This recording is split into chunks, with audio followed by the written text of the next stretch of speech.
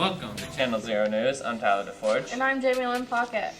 Deaths from Tide Pods have raised 420% in the year of 2018 after a recent meme outbreak on the internet.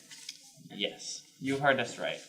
Because of a recent internet trend, teens and young adults have started to eat Tide Pods. Some have even found a few creative ways to do it, like putting it on pizza, like the picture above. It's just not cool. Why waste a pizza? Well, Tyler, at least the population of inbreds have gone down. This is true, but the question still proceeds, why waste a good pizza? True. Anyways, here's today's weather with Destery. Well, as you can see, it's f***ing cold.